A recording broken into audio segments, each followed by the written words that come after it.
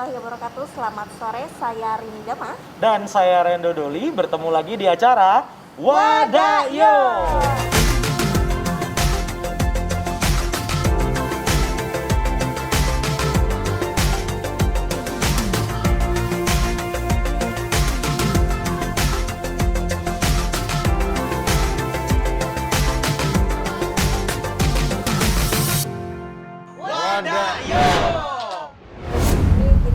Sudah bersama dengan Kasat Lantas Polres Kutai Kartanegara, yaitu Bapak Kriyato Soni Tehegulo. Ya. Bagaimana kabarnya hari ini, Bapak? Luar biasa, Mbak. Luar biasa ya.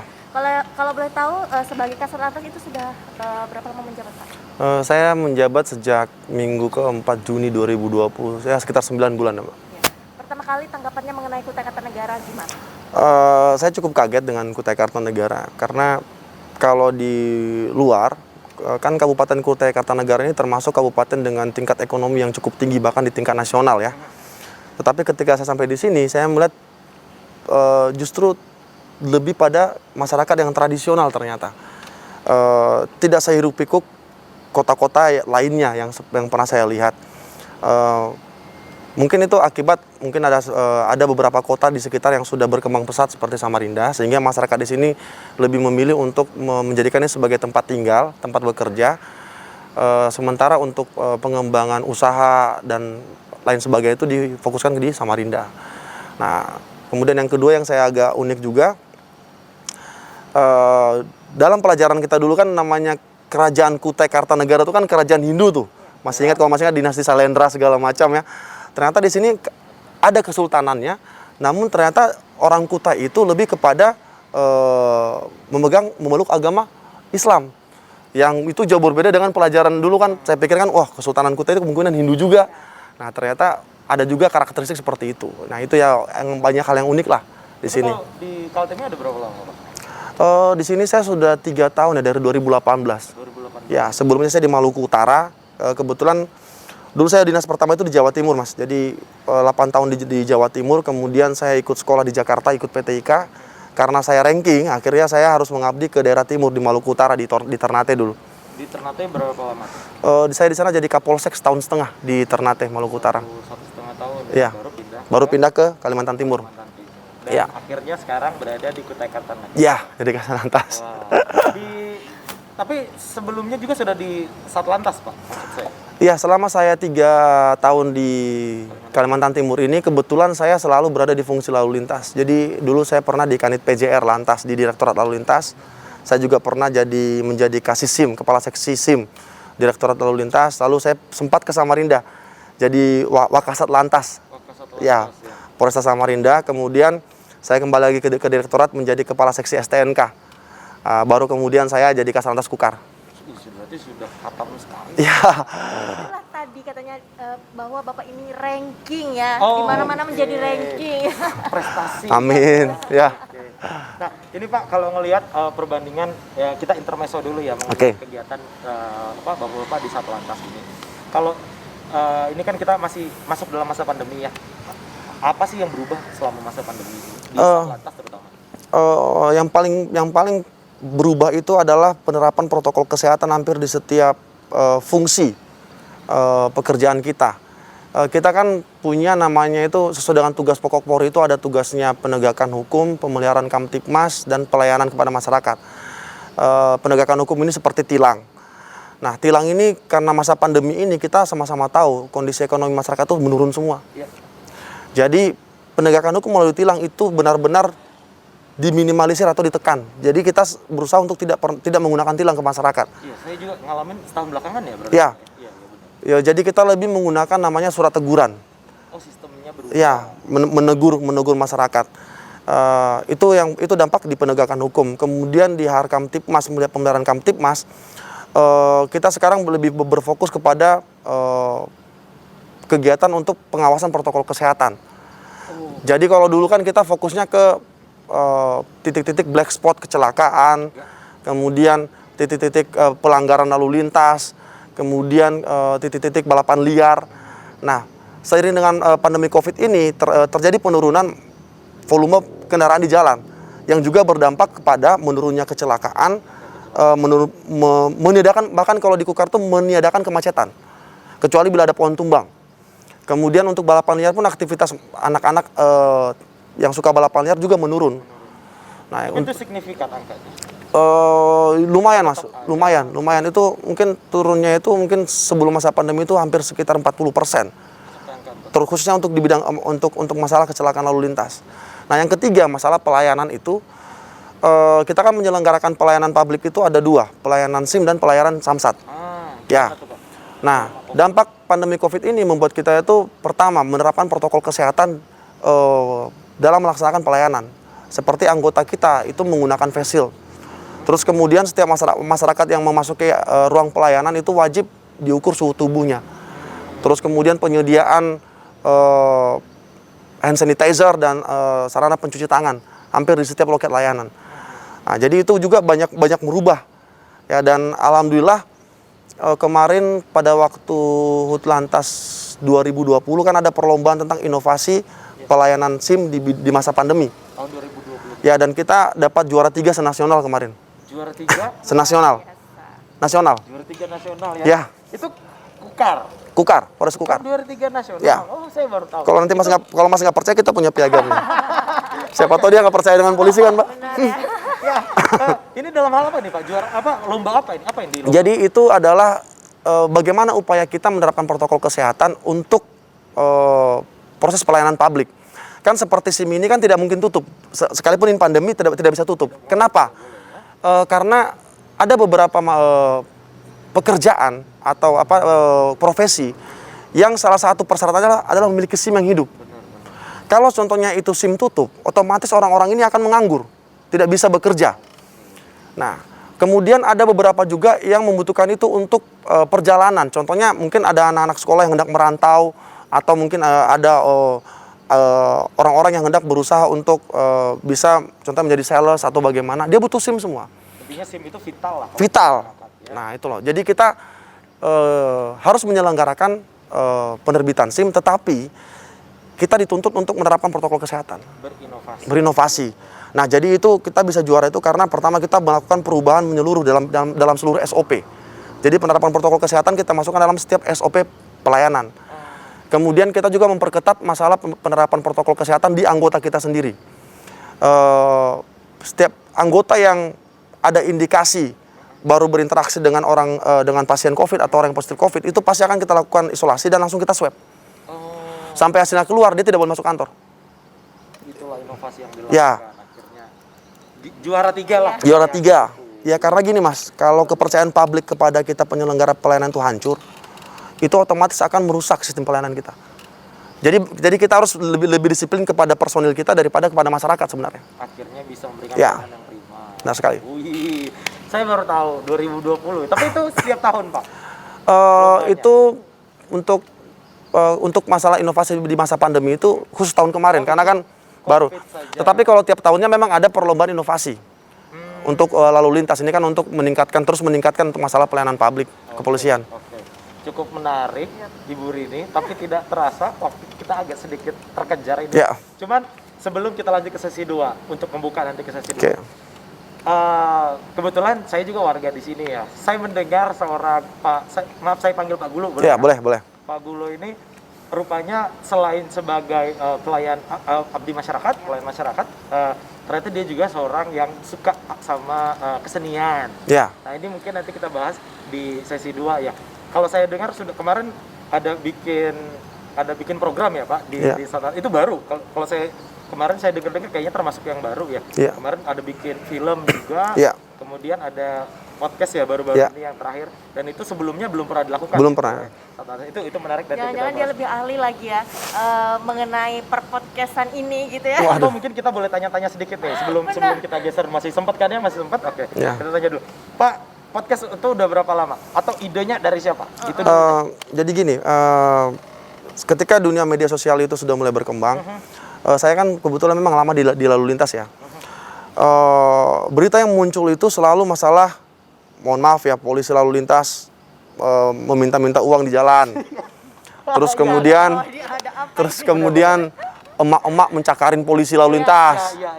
Terus kemudian mungkin ada seseorang yang mungkin dia mau Jumatan tidak pakai helm dimarahin, terus ngomongnya itu saya lebih takut sama Tuhan daripada sama polisi gitu kan.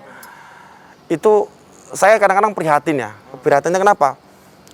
Sebagai seorang polantas saya benar-benar merasakan bagaimana susahnya kita berupaya untuk menekan kecelakaan, menertibkan orang. Nah, kenapa saya bikin podcast itu? Saya ingin memunculkan sisi lain dari seorang polisi lalu lintas. Ya. Jadi kadang kita juga ya sebagai manusia wajar lah ya. Kalau kita sudah capek bekerja tapi kita masih dibilang jelek terus kan kita harus ya kadang komunikasi itulah yang membuat persepsi itu berbeda. Benar. Nah, ini saya berusaha untuk membangun komunikasi dengan masyarakat melalui podcast ini. Komunikasi yang baik tentunya. Iya. Oke, menarik ini. Saya suka mungkin kalau bisa disurvei 70% citra polisi itu sebenarnya ada di Satlantas. Kalau saya boleh bilang. Benar. Ya. Karena hampir 70% itu yang saya bilang 70% adalah yang langsung berkenaan sama masyarakat paling besar itu di Satlantas. Tapi itu menarik, nanti kita bahas tapi sesudah sesi yang kedua. Tetap di Wadayo.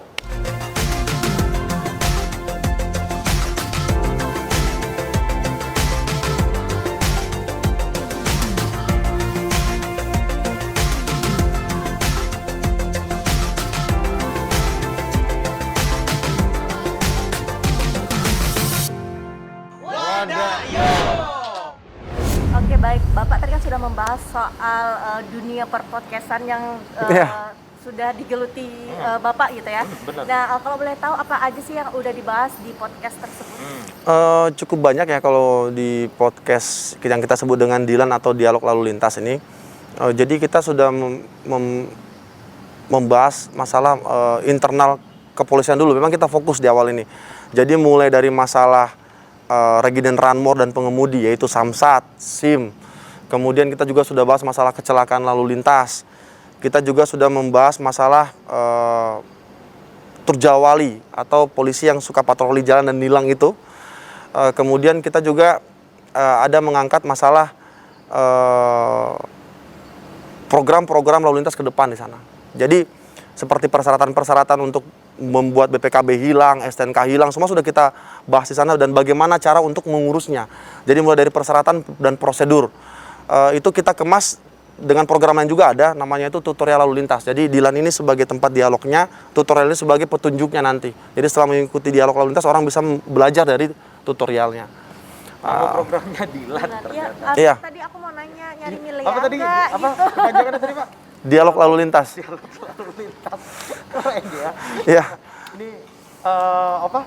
Tadi udah ngebahas yang segitu banyak program-programnya. Saya tertarik sama kemarin juga baru-baru ini ada kayak semacam program baru kayak tilang elektronik. Iya. Elektronik. Jadi itu disebut dengan ETLE, Electronic Traffic Law Enforcement. Ya, Traffic Law Enforcement. Nah, itu kemarin baru di launching di Jakarta.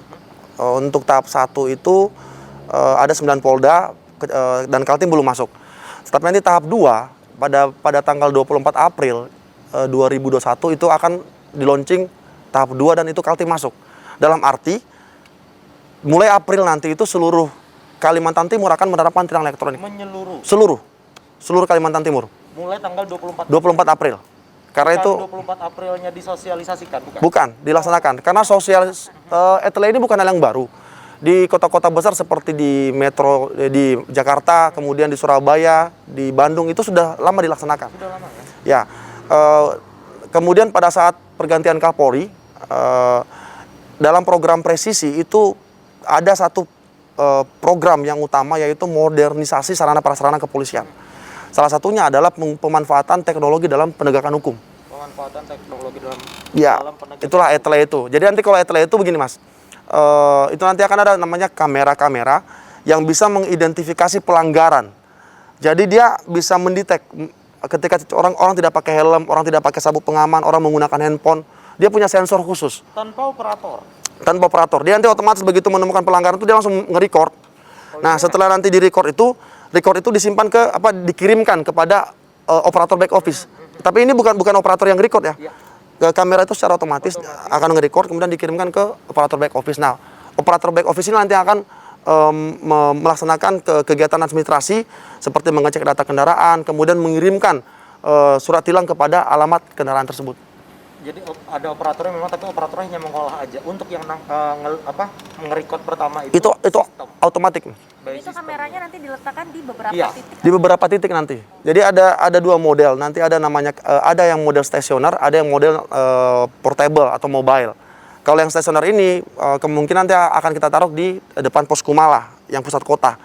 Kalau yang portable ini nanti yang akan kita letakkan di kendaraan-kendaraan mobil-mobil dinas patroli.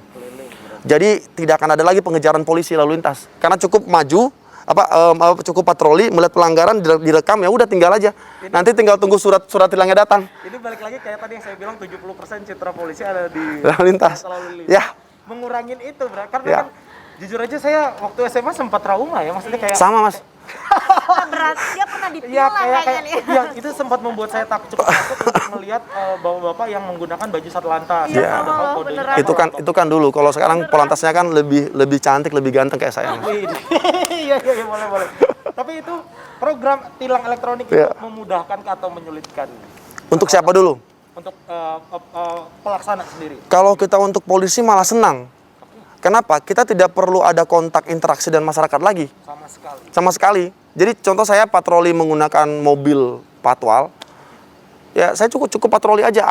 Ada pelanggaran akan otomatis terekam kamera semua. Dan saya tidak usah repot-repot lagi menghentikan orang di jalan. Jadi tidak akan ada lagi namanya emak-emak marah-marah polisi, itu nggak ada. Saya nanti emak-emaknya marahnya ke surat yang dikirim itu. Benar. Malah dia jadi tidak suka kan. Tapi itu di Indonesia ini baru dilaksanakan. Maksudnya tadi di kota besar sudah pernah dilaksanakan. Di luar juga apa menggunakan seperti itu, Pak? Kalau di luar negeri itu sudah cukup banyak, seperti di Abu Dhabi itu namanya ada sistem smart city ya. Jadi di sana mereka sudah cukup maju, bahkan bukan hanya masalah penegakan hukum, pengaturan lalu lintas pun pakai kamera dia. Jadi dia bisa nanti kita sedang menuju ke sana, seperti pengaturan traffic light. Itu nanti dia akan melihat volume kendaraan sini lebih banyak. Jadi itu otomatis berubah traffic light-nya itu, hitungan menitnya tuh. Nah, jadi itu sudah cukup banyak diterapkan. Ada divisi rekayasa. Iya. Oke, menarik. Ya. Ada tilang elektronik tadi ya. Nah, ini tanggal 24 April dilaksanakan langsung sekaligus diterapkan langsung. Diterapkan langsung. Jadi misalnya saya tanggal 25 ibaratnya melanggar, itu sudah dapat. Tapi kalau masyarakat Indonesia aman kok. Karena nanti mungkin kameranya tidak bisa membedakan antara helm dengan kepala karena nggak ada rambutnya kan. Iya. Wadah, yo. Itu baru tuh. Enggak, tapi benar Pak. Jadi seandainya ada terjadi pelanggaran, katakanlah di tanggal 25 terjadi pelanggaran, itu sudah langsung, apakah sistemnya nanti hari itu melanggar, hari itu dikirimin atau seperti masih digodok nih sistem? Pastinya butuh proses. Kalau untuk sistem sudah fix semua, Mas. Kita tinggal menunggu peralatan kamera datang, kita install di kendaraan kita atau di titik yang sudah kita tentukan, itu sudah otomatis kalau sistem aplikasi sudah oke semua. Dan teman-teman pelaksananya, teman-teman Satlantas yang di daerah juga sudah ngerti cara mengoperasikannya. Dia sudah pasti ngerti, Mas. Itu kan simple banget. Simple banget ya? Tinggal dipasang patroli, udah. Sudah. Dia kan anggota di lapangan tidak ngapa-ngapain. Cukup patroli aja. Oke. Kemudian untuk masyarakat sendiri gimana nih Pak? Udah disosialisasikan atau gimana nih? Nah, ini kalau untuk sosialisasi etle ini sudah kita laksanakan sejak Januari kemarin ya. Sejak Januari kemarin, dan sekarang itu sudah ada MOU antara kepolisian, Kejaksaan Agung dan Mahkamah Agung tentang penggunaan etle. Jadi sistem penindakan dengan elektronik itu tidak bisa diterapkan tanpa adanya kesepakatan antara tiga sistem penegak hukum. Ya, karena kan seharusnya itu kan ada sidang di pengadilan. Benar. Nah, cuman dengan tujuan untuk ini sebenarnya tujuannya untuk mengurangi interaksi antara polisi di lapangan dengan masyarakat, Mas. Jadi kan mungkin sering dengar namanya pungli ya, polisinya nyari uang rokok segala macam. Nah, dengan adanya sistem kamera ini nanti untuk tilang personal itu tidak akan ada lagi. Ya, tidak akan ada lagi. Jadi tidak ada lagi nanti polisi yang nilang-nilang seperti yang dulu kan ngejar-ngejar motor nggak pakai helm. Berarti secara nggak langsung kalau ada lagi nanti polisi seperti kita bisa protes ya, Pak? Bisa, silakan. Tapi begini, nanti kan pastinya ada beberapa pelanggaran yang belum bisa terbaca oleh kamera. Contohnya apa? Seperti dia kalau contohnya berkecepatan tinggi, atau dia melanggar rambu. Rambu yang kalau marka sudah pasti karena marka itu akan terekod. Dan ada titik-titik yang tidak ada kameranya. Nah, itu masih jadi blank spot, kecuali nanti kalau suatu hari seluruh titik di pertigaan itu sudah kamera semua. Nah, itu benar-benar polisi tidak akan melakukan penilangan lagi. Tidak ada lagi. Ya. Wah, berarti ini semakin maju nih Satlantas Ya. kita. Semoga kedepannya pelayanannya jadi lebih baik ya. Amin. Tapi balik tadi ke kegiatan seni-senian ini. Oke. Saya senang banget. Pak, itu podcast tujuannya selain untuk berkomunikasi, apa memang ada tujuan lain sih? Apa memang saya butuh nih polisi lebih dekat ke masyarakat untuk mengurangin kadar dalam artian menakutkan. Kesan menakutkannya polisi ini kan biasanya tinggi ini. Nah, itu ada nggak sih Pak, maksudnya niatan-niatan yang kayak gitu, ataukah memang cuma ini buat sarana informasi aja? Atau niatan lain? Sebenarnya juga podcast itu basically itu sebenarnya itu Dilan itu atau dialog lalu lintas itu sebuah sarana untuk menunjukkan bahwa polisi itu juga adalah manusia ya. Dalam arti begini, humanis itu menurut saya pribadi tidak hanya sebatas kita menjunjung HAM, tidak arogan. Tetapi kita harus menunjukkan bahwa polisi itu juga manusia yang punya karakter, integritas dan juga talent. Nah, makanya anggota-anggota kita polisi yang punya talent, mungkin dia bisa menyanyi atau mungkin dia punya kemampuan di bidang seni lainnya, itu juga akan kita munculkan dalam dialog lalu lintas. Polisi juga manusia dan polisi itu punya talenta. Ya. Benar banget. Rini udah lihat belum podcastnya mereka? Aku sudah lihat ada beberapa adegan, ada yang nyanyi loh polisi nyanyi, tapi nanti kita bahas untuk lebih lanjut. Masih bujang loh. Makanya itu loh, polisi selain ditakuti tapi banyak juga digemari. Khusus kaum perempuan. Makanya saya termasuk orang yang grogi, apalagi lihat. Oh gitu, Rin. Oh iya, oke. Baik, nanti kita bakal bahas lebih lanjut lagi tentang harapan ke depannya mengenai Satlantas dan program-program yang sudah dilaksanakan oleh Pak Guluh di sesi yang ketiga. Jangan kemana-mana, tetap di Wadayo.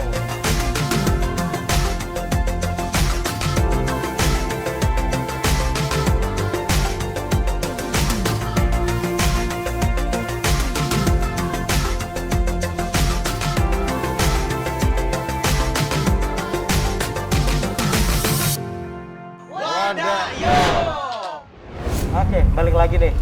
Tadi kita udah bahas tentang podcast. Ini saya geser dikit tentang film.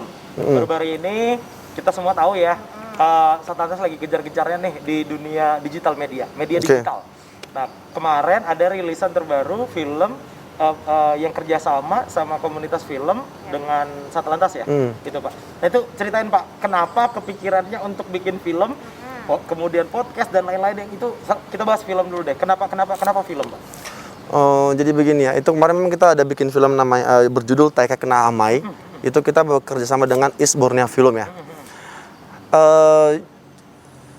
Jadi film itu menurut dari hasil analisa kita adalah suatu media yang paling gampang diterima masyarakat. Paling gampang. Ya. Selama kita bisa menyediakan sebuah cerita yang benar-benar menyeratkan sesuatu hal tentang tertib berlalu lintas, itu akan lebih mudah diterima daripada kita membuat seperti baleo, spanduk yang isinya foto polisi aja, ya. Nah, kemudian kita mengangkat film ini yang pada saat itu kita menggabungkan dengan tradisional ya, dengan kita menggunakan bahasa Dayak. Kenapa begitu? Karena pertama, menurut dari saya kebetulan dari orang pulau ya, dan saya juga banyak belajar hukum. Adat itu adalah kontrol sosial yang paling standar. Jadi kalau dalam beberapa pakar hukum mengatakan itu sebagai ground norm, ya, norma mendasar. Nah, kalau kita bisa mempertahankan adat tetap kuat di tengah-tengah masyarakat, otomatis hukum itu sebenarnya itu tidak perlu lagi, karena sudah ada norma paling mendasar yang sudah bertahan mengatur masyarakat, gitu loh. Jadi itu adalah kontrol sosial yang paling basic. Kenapa kita suka menggabungkan adat? Karena kita pertama hendak menjaga kelestarian adat itu. Yang kedua, kita ingin membuat masyarakat itu lebih tertib berlalu lintas bukan karena hukum, tapi karena adatnya tadi. Ada kolaborasi budaya, ada penertiban hukum, sehingga masyarakat lebih mudah untuk menerima gitu ya. Pak ya. Tapi kalau boleh tahu, Bapak ini hobinya apa sih? Kayaknya banyak cenderung ke seni ya, gitu ya? Iya, saya nggak tahu nih. Kalau saya ya memang kalau untuk seni sih kalau saya kebetulan suka main keyboard ya, main piano ya. Oh, musisi juga. Walaupun ya pas-pasan segitu-segitu aja. Karena dulu saya itu tersesat Mas, saya mau jadi musisi, akhirnya jadi polisi, jadi kayak gini nah. Oh. tersesat ya. Ternyata banyak ya. Iya. Film, kemudian podcastan, ternyata hobinya juga musik. Enggak Mas, jadi begini Mas. Sebagai seorang polisi kita akan selalu berinteraksi dengan masyarakat. Benar. Ya. Masyarakat yang kita hadapi ini kan berbeda-beda. Ada yang suka film, ada yang suka musik, ada yang suka debat, ada yang suka mungkin yang protokoler. Jadi saya suka menyebut polisi itu seperti joker. Harus bisa beradaptasi dengan semua tadi itu. Semua lini. Semua kondisi masyarakat itu kita harus bisa hadapi. Otomatis kita harus punya ilmu hampir di semua bidang. Jadi ketika contohnya saya berhadapan dengan orang seni, ya saya harus mengerti seni. Karena untuk komunikasi itu kan kita butuh harmonisasi dulu. Kalau bahasa musik itu resonansi. Baru kemudian kita bisa berkomunikasi dengan baik. Nah paling tidak saya mengetahui bidang dia, sehingga saya bisa memberikan sebuah informasi itu dengan lebih diterima. Mudah, karena ada kedekatan tadi. Ya, itu. Jadi akhirnya kita belajar hampir semua. Oke. Ya. Nah ini 9 bulan tadi dikatakan sudah di Satlantas Ya. Polres Kutai Kartanegara. Belum genap 1 tahun berarti. Ya. Ini karena kita masuk sesi terakhir, kita mau tahu dong Pak, ada nggak program-program ke depan yang dilaksanakan atau mungkin yang akan dilaksanakan? Jadi untuk yang ke depan itu kita saat ini sedang menggodok namanya sistem e-form SIM Kukar. Jadi kita sudah up di Play Store itu. Jadi masyarakat kalau hendak daftar SIM sekarang kan biasanya kan ada mengisi formulir dulu di loket pendaftaran. Sekarang tidak perlu lagi, dia cukup isi secara online di aplikasi e-form tersebut. Kemudian nanti tuh dia akan mendapatkan sebuah form yang bisa di-download. Tinggal di print di rumah saja, datang ke sini tuh tinggal pakai itu. Jadi tidak usah lagi namanya antri atau kemudian mengisi formulir, karena kan dalam kondisi Covid ini kita bahaya juga. Nah, Interaksi yang langsung. Ya, interaksi langsung. Terus yang mungkin kalau rencana ke depan itu ya tadi etle, dan kemudian mungkin kita ya akan mengeluarkan beberapa program khususnya dalam bidang media tadi itu. Ini kan masalah media ya. Kita mungkin akan mencoba membuat sebuah film yang lebih banyak menceritakan tentang polisi lalu lintas. Ya, jadi masyarakat juga bisa mengerti bahwa menjadi polisi lalu lintas itu tidak hanya sekedar menilang orang di jalan. Bahwa polisi lalu lintas itu juga punya banyak pekerjaan yang sebenarnya itu berjuang untuk menjaga keselamatan masyarakat. Bahas tentang menjaga keselamatan masyarakat, saya tertarik baru-baru ini ternyata Satlantas ada punya desaan sendiri, desa binaan sendiri. Ya. Desa binaan baru. Oke. Ini udah jalan berapa lama nih Pak? Itu namanya Kampung Tertib Berlalu Lintas. Itu program nasional sebenarnya. Jadi seluruh Polres di Indonesia ini wajib memiliki satu desa binaan. Seluruh Polres di Indonesia. Dan itu juga akan ada perlombaan untuk memotivasi ya mungkin inovasinya di dalam desanya sendiri. Di tingkat nasional. Tingkat nasional. Ya. Nah, itu kita sudah mulai itu sekitar 3 bulan sebenarnya untuk Kampung Tertib itu. Yang paling berat itu adalah mencari masyarakat yang mau mendukung. Ya, tidak gampang Mas mencari masyarakat yang mau berpandangan sama dengan kita masalah tertib berlalu lintas ini. Untuk menentukan desa mana yang dipilih. Iya. Oke. Nah, kebetulan kemarin setelah kita melakukan pengkajian, kita mendapatkan bahwa desa Bukit Biru itu, Kelurahan Bukit Biru itu memiliki lokasi yang strategis dan masyarakatnya mendukung. Ya, itu kalau contohnya sampai RT-nya itu malah memotivasi kita untuk memilih tempat itu.